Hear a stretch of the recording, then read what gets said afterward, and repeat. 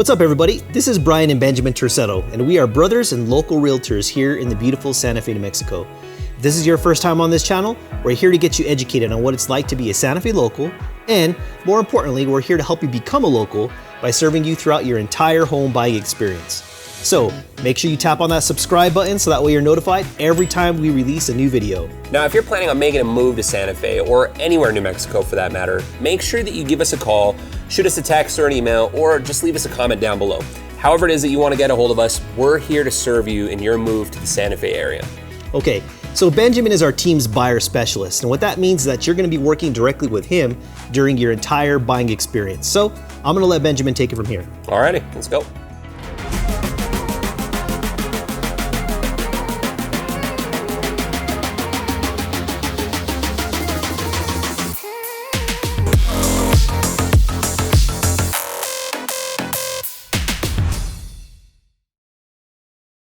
All right, in this video, I wanna give you the top 5 tips for winning an offer in Santa Fe, New Mexico, because it isn't all that easy anymore.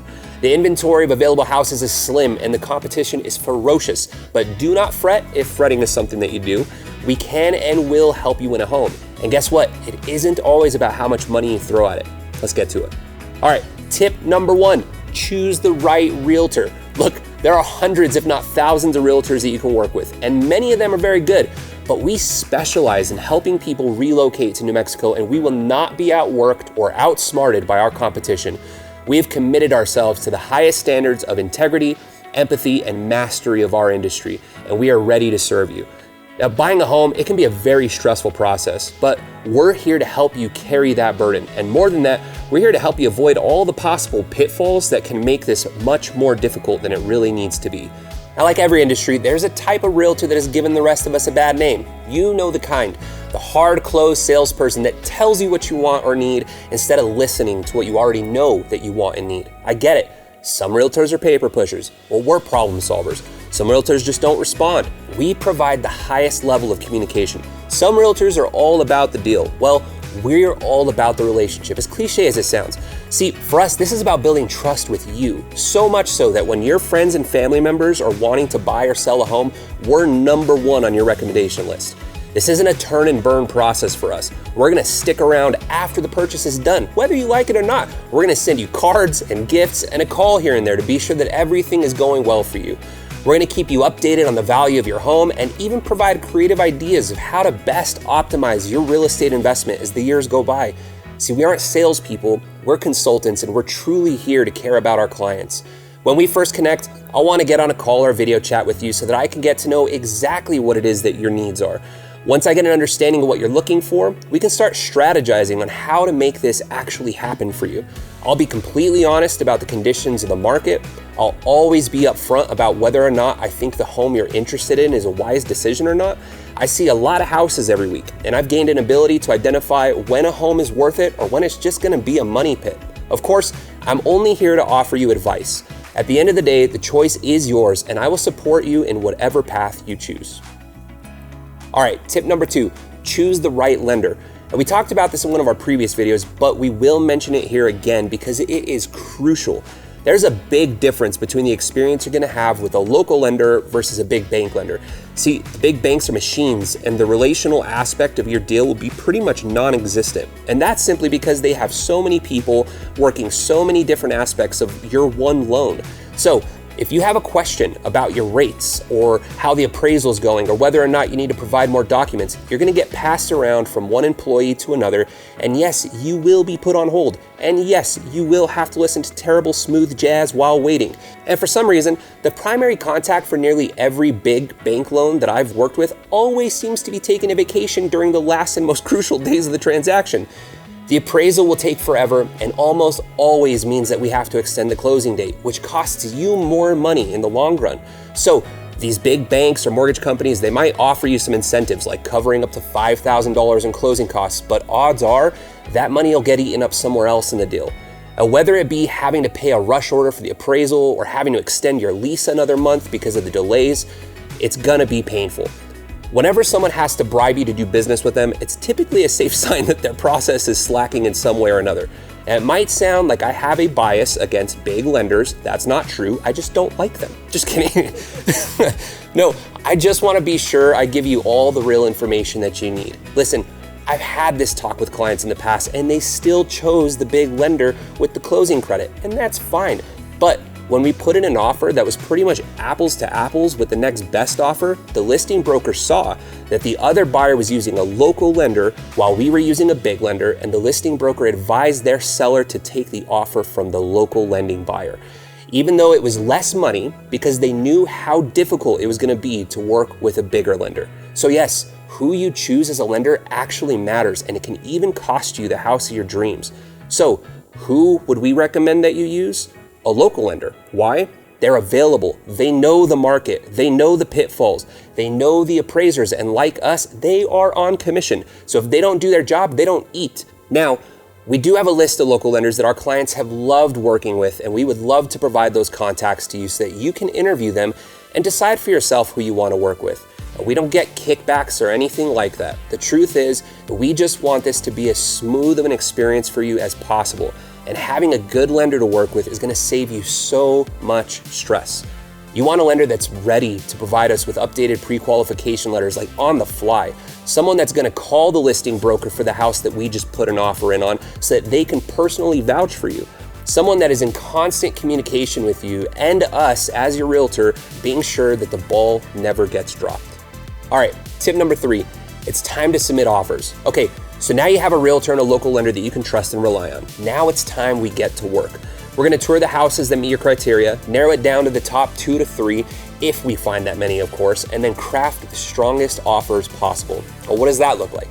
Well, for starters, in this market, you need to offer at least the list price. Now is not the time to try and save a few $1,000s. Plus, when you really calculate how much of a difference that few $1,000s makes on your monthly mortgage payment, it's pretty minimal, and it's really not worth losing the house over trying to get a deal. So we start with at least the list price, or even a few thousand over. Then we add honey to the pot with little details throughout the offer. See, there's this little known trick that I advise you to use. It's called a TOM fee. It stands for time off market, and is basically a non-refundable fee that you pay directly to the seller if they accept your offer. The amount depends on you, but it's usually $2,500 or more. This fee is very helpful because a lot of buyers are putting houses under contract and then terminating without any good reason, which really hurts the seller's ability to sell afterward. And because of that, sellers are much less trusting of offers these days. So the TOM fee is money that you're guaranteeing to the seller no matter what happens with this deal. The best way to factor this into your costs is to just add it into the overall price you're paying for the home. So if we offer $500,000 plus $5,000 in a TOM fee, then you're purchasing the house for a total of $505,000 after all said and done. That $5,000 might feel like a lot up front, but in the grand scheme of things, you're not going to regret it if it gets you the home that you want. Now that's the TOM fee. Next, we have earnest money. You see, earnest money is a deposit that you send over to the title company, which they hold on to through the deal, and then they apply it to your down payment at closing. The point of earnest money is so that you have some skin in the game, and typically it runs anywhere between 1 to 5% of the purchase price. The higher, the better, because it makes you appear more serious than, say, someone that only wants to put $1,500 on the line in earnest money. So we want to put as much earnest money as possible. Again, this ultimately comes down to what you decide and what you're able to do. Can you lose the earnest money is a question we get a lot. Yes, you can if you breach the contract, meaning if you miss important deadlines or do something that's completely against the rules, like terminating the deal because another house came on the market that you want more. Remember, there are always going to be more houses. But once you get one under contract that you like, the best thing that you can do for your own sanity is stop searching altogether and just commit to the process with the one you already have. Sort of like a marriage. And when you sign the purchase agreement and the seller accepts it with their signatures, you are now in a legally binding contract. This is not something to take lightly.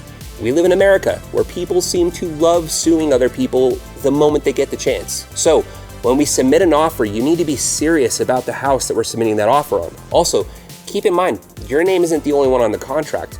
You see, apart from our own character and professionalism, one of the main reasons that we're able to win so many offers for our clients is because our clients follow through with their offers, which helps us keep a strong reputation in our local market. The moment we become known for terminating deals left and right for unsubstantial reasons, the less likely we are to be able to help our clients win. So it really matters. We work from a place of strong empathy, and that helps us to help you to the utmost. And at the same time, we want this to be a win-win for everyone, which means we do also care about the seller side. We're not shady realtors trying to take advantage or abuse the process on anybody's behalf. We're here to help our people win with integrity. Now, the next thing is to find out what is most important to the seller. Yes, money matters, but it isn't always the most important thing. In fact, we have clients who've won homes even though they weren't the highest bidder. Why? Because we called the listing broker directly and found out exactly what it is that the seller needed to make the offer work best for them. Sometimes it's a faster closing, sometimes it's a longer one. Sometimes the seller needs to stay at the house for an extra week or more while they transition to wherever it is that they are going. See, negotiating, it's more of an art than it is a science. So you need someone on your side who has the ability to problem solve creatively. And yes, that is one of our greatest strengths. So reach out to us and let us know what you're working with, and we'll help you craft the best offer possible. All right, tip number 4, it's time to talk about having leniency on inspections. Now, in the past, the inspection process was used heavily for negotiating, but it's now more of what it was always intended to be, a period of time where you as the buyer can gather as much information as possible before signing the closing documents. Now, if the roof is caving in and the windows are leaking and the stucco's falling off, then yes, we have some right to ask for some concessions from the seller. That said, those are all things we probably could have seen with our own 2 eyes in the first place, apart from the roof, that is, of course. Look, sellers know how this game works, and they really aren't playing it these days. We can't put together a list of all the little things that add up to $20,000 or whatever, like new faucets or lights or outlets or floors or appliances or cracked driveways, and then expect the seller to reduce the price by that much. It just doesn't happen. Now, if we can get the seller to reduce the price by any amount, we're winning in this game. So I want to be sure to help you align your expectations to reality before jumping in the market. That said, I work for you, and I'll do whatever it is that you feel needs to be done. Once we're under contract, the worst that a seller can say to our price reduction requests is no. So I don't mind asking for $15,000 off the purchase price. I just want you to know that the odds of us getting that are pretty low, and we probably will get something closer to like $5,000 off the price. Now, of course, another way to really strengthen your offer is to just waive inspections altogether. I mean, people are doing it. I don't know if I would, but we're all different, so that really comes down to you. It will make your offer that much stronger. And for our 5th and final tip for today, let's talk about the appraisal. Now, if you're offering cash, the best thing you can do is just completely waive the appraisal process. This will allow for the smoothest and fastest deal possible. Now, if you're getting a loan, I can almost guarantee you're gonna have to get an appraisal. Unless if you have a really big down payment, then the lender may be willing to waive it. But the bank wants to be sure that their investment into you is a good one. So they want to know the value an appraiser is going to put on that house, which makes a lot of sense in a market where people are offering large amounts over the list price.